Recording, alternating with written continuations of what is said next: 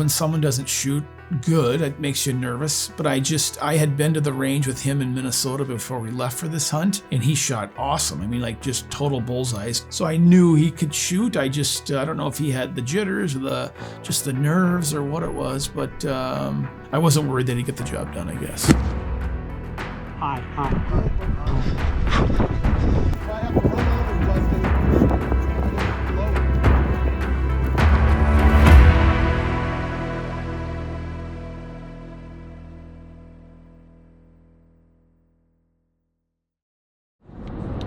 What's our distances that we're shooting at today?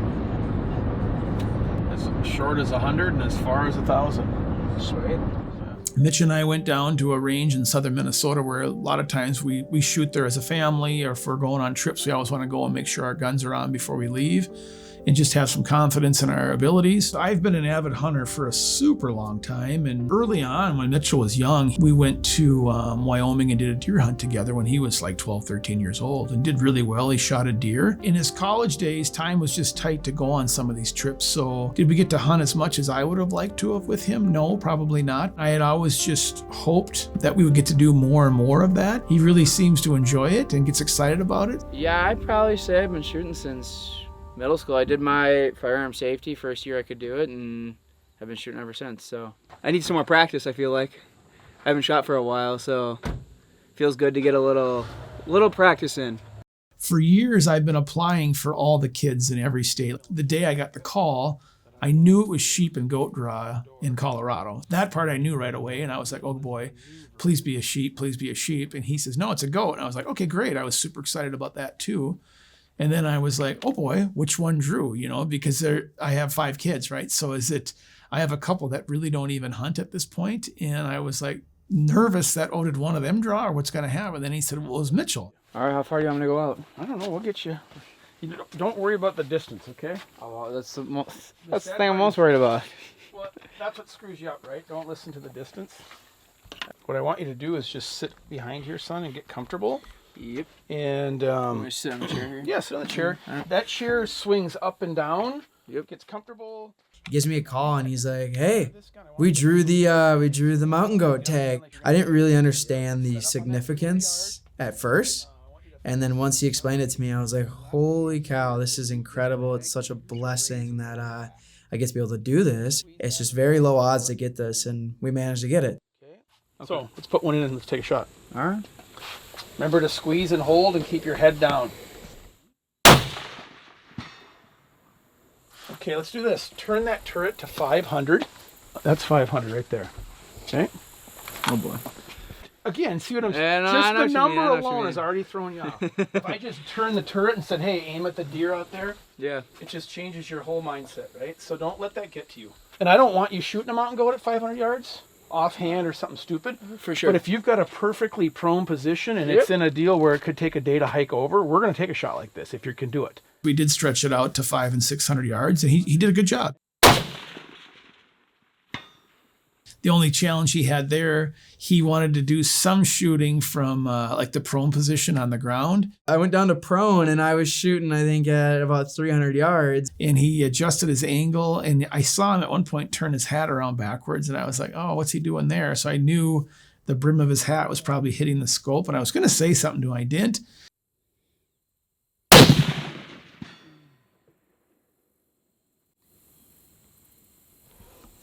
Did you hit yourself? Yeah. Are you bleeding? Maybe.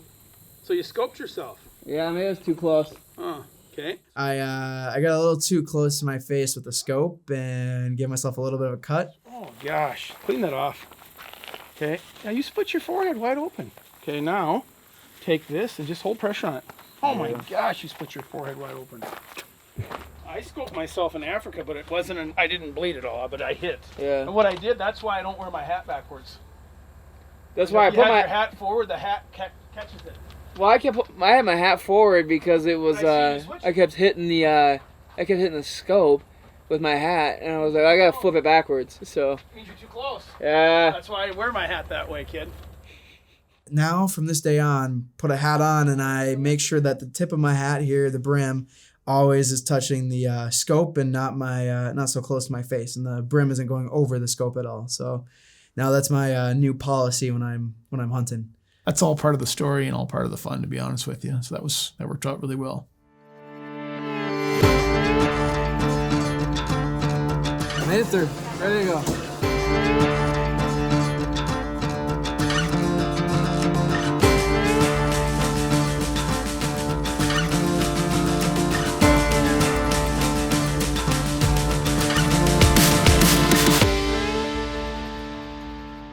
When we first got to town, we drove around town. We were going to meet up with our 2 guides, Fred and Justin, for lunch. That afternoon, we thought it would be a good idea to sight in Mitchell's rifle because it had traveled all the way from Minnesota on the airlines, and just thought, let's make sure the gun is on.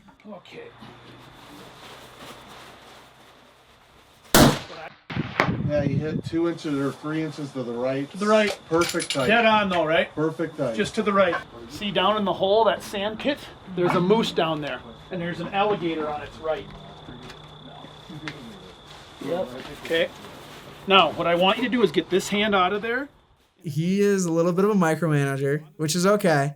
I've learned to appreciate it a little bit, and he's super helpful, and he knows what he's doing. So it does get a little frustrating at times when I feel like I'm getting overly managed, but I understand that all he wants to do is help, and he cares about it. And sometimes it might be perceived wrong, but at the end of the day, I know he's just trying to help me. I have a lot more experience in the field shooting than Mitchell does, and I just thought it would be good advice to coach him on that and give him some insight as to what I've learned in my time. And I just thought it would be beneficial to him to know and feel some of that. And I was just trying to help him do the best job he possibly could and not make him as nervous or just kind of take that away from him, So he did really well with that.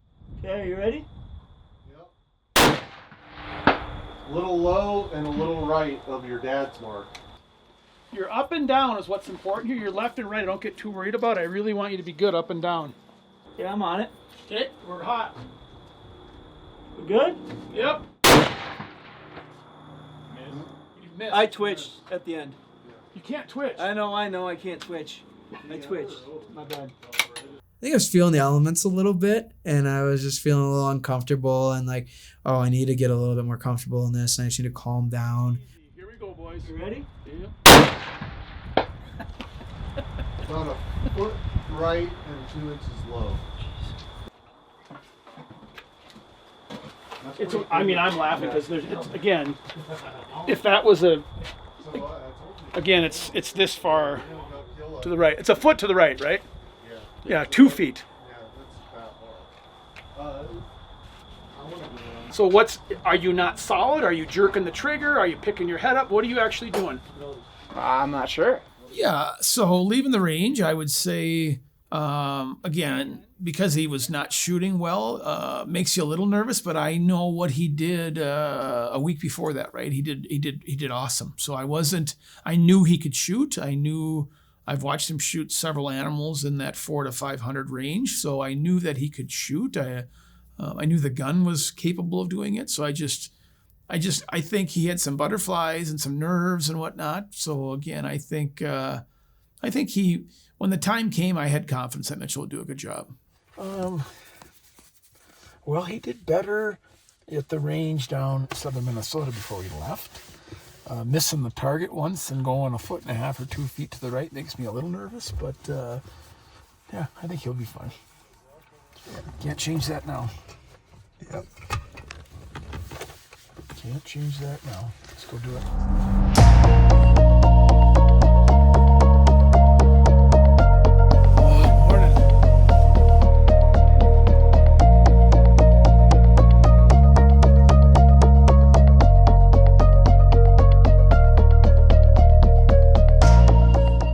Let's take off. We'll go walking up there. This guy is saying there's been McNasser and the other places that we were going to go. They've already been there, so we'll go up this one and go over that top of that saddle and see what we see.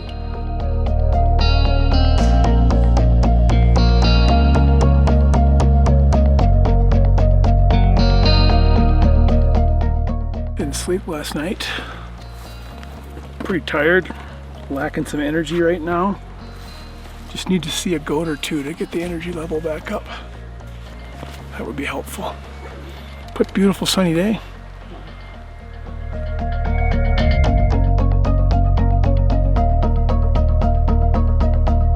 At one point, Fred asked Justin to break off, drop down on the draw, and go up the other side. There was a saddle on the other side of that draw, and he wanted him to hike up over there, look into that over that saddle, and see if there was any goats on that side. From the time Justin left us, it was maybe a half an hour, 40 minutes, and he was on the radio saying, Hey, we got a Billy up here. He's got a goat right there, like 1,000 yards away.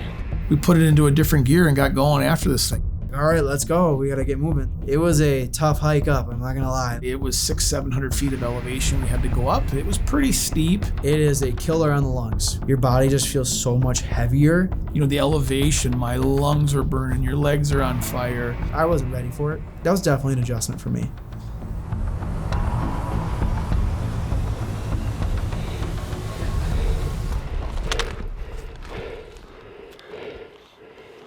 It's a big Billy. It's 625 yards away. But there's nothing in between us and them. Fred said, well, we've got him. He's about 600 yards. And he says, we're not even going to make a shot because it's just too far. And I hesitated for a second. And I just said, hey, this gun can shoot 600 yards. I knew it could do it. It was just whether Mitchell had a good steady rest. So I said, let's do it. He said I could shoot at 600 yards at the mountain goat. It sounded like he had like a confidence level on a scale of 1 to 10 of an 8. I was a little surprised by it, with especially like the way I was shooting at the range. I felt like he was a little more unconfident in me, and he was probably floating around a 2 or a 3. We started to slowly move up. Going up the hill, I was like just praying in my mind, please don't miss, because it was just tiring. And I thought, man, if he misses, we're going to have to chase this thing and hike, and it's going to get to be a grueling day. And he squeezed a shot, and it went right over the top of the back. Hi. Yeah, it's part of hunting. You know, people miss. It's 600 yards is a long shot. Unfortunately, it was about a foot high right on the perfect spot. It's almost like it didn't know where the shot came from or what had happened.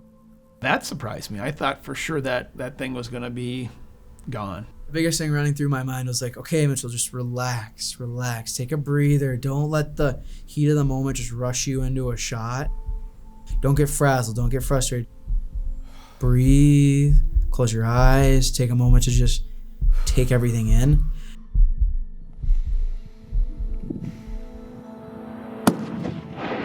You got him, dude. You got him, dude. I got super excited. I was like, oh yes, we got it. When that thing hit and it went down, I was excited, I can tell you that. Got my animal, just feel truly blessed. Oh my gosh, this is amazing. Again, it's just excitement to be there with Mitchell, to watch him shoot that goat, to be right alongside of him. I mean, it's a beautiful animal. I mean, the hair on it was incredible. You work hard for these things, and it's like the reward, it's the cherry on top. My takeaway would be just enjoying the moment of any experiences you get to do.